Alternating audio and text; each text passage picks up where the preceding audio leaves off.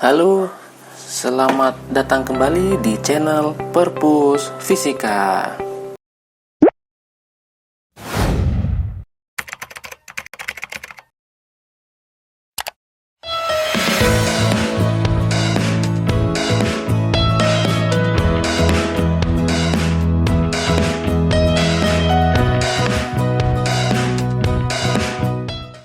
Dalam pembelajaran fisika kali ini masih bersama dengan saya tentunya, kita masih membahas mengenai dinamika rotasi dan kesetimbangan benda tegar.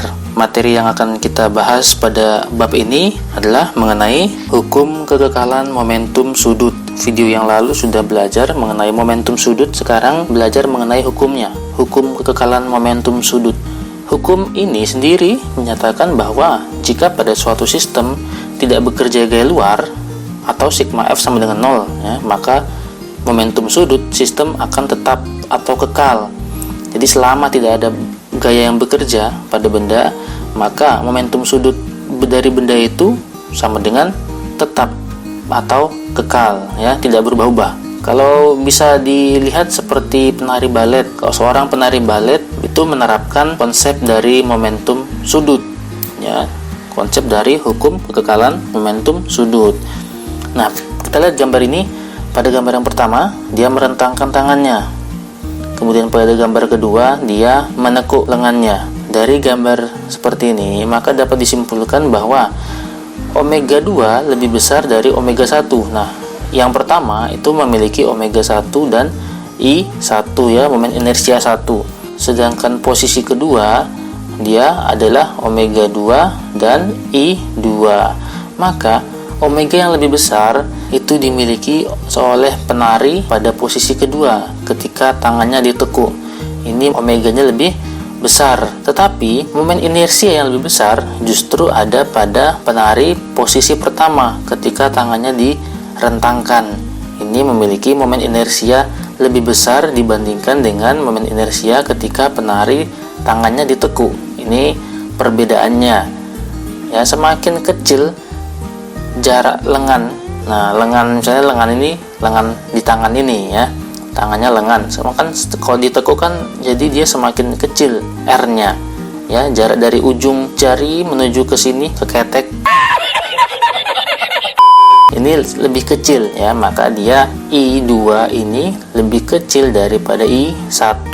Ini harus dimengerti konsepnya. Kemudian perubahan yang terjadi pada penari adalah kecepatan sudut dan momen inersia. Nah, jika pada posisi ini yang pasti yang berubah itu kecepatan sudutnya, omega, dan momen inersianya. Itu yang akan berubah pada hukum kekekalan momentum sudut. Contohnya pada si penari. Mari kita lihat. Pada kasus seperti ini berlaku hukum kekekalan momentum sudutnya pada kasus penari ini ya, sehingga hukum kekekalan momentum sudut dapat dirumuskan L1 sama dengan L2. Jadi momentum sudut pada keadaan pertama itu harus sama dengan momentum sudut pada keadaan kedua. Ini konsep dari hukum kekekalan momentum sudut. L1 harus sama dengan L2. Maka kita dapat jabarkan L1 itu adalah L awal atau momentum sudut awal. Kemudian L2 adalah momentum sudut pada keadaan akhir. Kemudian kalau disimpulkan, dijabarkan, L itu rumusnya apa kemarin? Momentum sudut I kali omega. Maka L awal atau L1 berarti I1 dikali omega 1 sama dengan I2 kali omega 2. Ini adalah rumus dari hukum kekekalan momentum sudut yang harus kalian pahami bersama. Kemudian pada kasus lain seperti, nah ini kasus lain. Tadi kalau kasusnya kan seorang penari balet. Nah, sekarang kasusnya lain. Saya punya sebuah silinder sini, silinder pejal dengan momen inersia pertama dan omega pertama ya untuk benda pertama. Kemudian ada silinder pejal lagi, cuma jari-jarinya lebih besar ya, diameternya lebih besar. Ini I2 dan omega 2. Nah, saya punya dua benda ini. Kemudian saya akan menggabungkan mereka menjadi satu. Ya. Pertama kan masing-masing dia. Kemudian saya akan gabungkan menjadi satu. Saya putar terhadap poros di tengah. Ini, saya tumpuk, saya putar pada poros yang sama seperti ini. Nah, maka dari masing-masing benda ini memiliki perbedaan Yang pertama, pada saat benda ini belum digabungkan, benda ini mempunyai masing-masing momen inersia.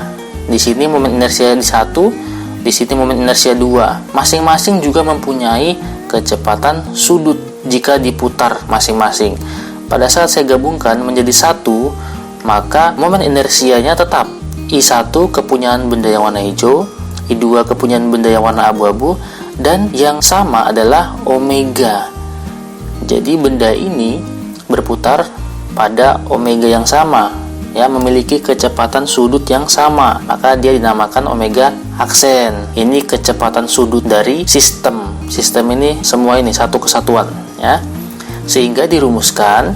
Nah, ini rumus untuk keadaan seperti ini, ya, kasus seperti ini. Jadi I1 kali omega 1 tambah I2 kali omega 2 untuk mula-mula. Mula-mula kan dia belum digabungkan, maka ini, ya, ini yang sebelum digabungkan.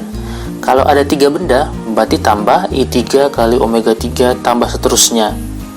Sama dengan, nah, karena momen inersianya sendiri-sendiri, maka tetap I1 tambah I2 kali omega aksen. Mengapa omega aksen? Karena dia omeganya hanya 1. Dia omeganya sama, maka ditulis omega aksen. Itu ya. Omega itu kecepatan sudut gabungan, ya, omega aksen. Saya lanjut ke contoh soal. Partikel bermasa 2 kg mengitari sumbu putar dari jarak 2 meter dengan kecepatan sudut 2 radian per sekon.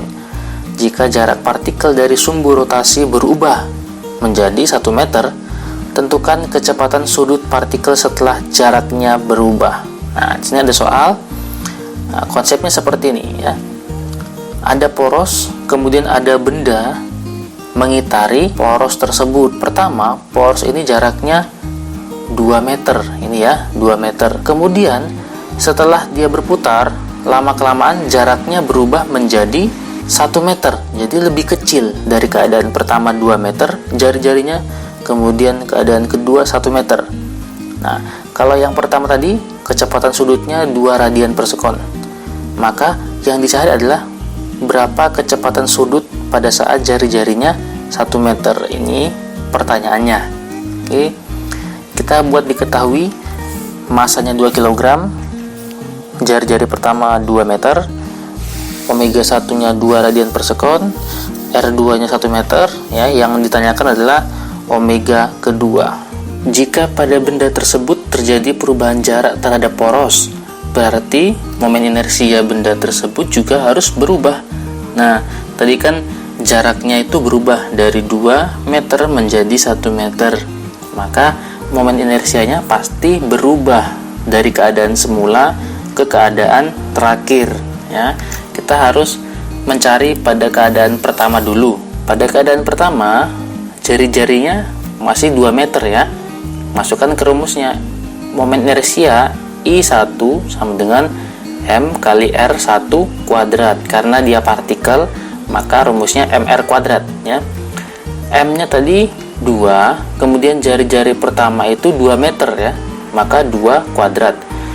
2 kuadrat 4, 4 kali 2, maka dapat hasilnya I1 sama dengan 8 kg meter kuadrat. Ini momen inersia pada keadaan pertama, pada saat jari-jarinya masih 2 meter. Kemudian keadaan kedua, I2 sama dengan M kali R2 kuadrat. Nah, M nya tadi 2, kemudian jari-jari kedua adalah 1 meter, maka 1 kuadrat. 1 kuadrat adalah 1 kali 2 adalah 2 kg meter kuadrat. Ini untuk momen inersia keadaan kedua setelah jari-jarinya diubah menjadi 1 meter. Dari sini kita dapat mencari berapakah kecepatan sudut pada saat jari-jarinya 1 meter.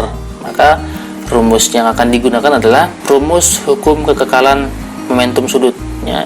I1 kali omega 1 sama dengan I2 kali omega 2. Oke, kita masukkan saja. I1 tadi dapatnya 8, kemudian omega 1 adalah 2 radian per sekon sebelum dia berubah jaraknya. Oke.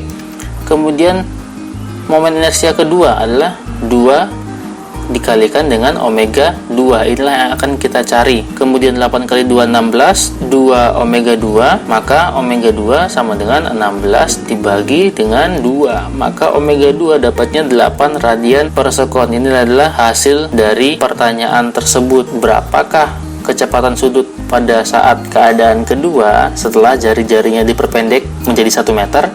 Maka jawabannya adalah 8 radian per sekon. Maka omega kedua harus lebih besar dari omega yang pertama. Omega pertama 2, omega kedua harus lebih besar, maka dia jawabannya sudah benar.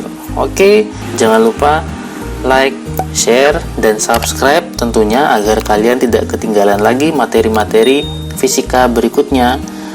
Tetap semangat, sampai jumpa pada video selanjutnya. Salam fisika.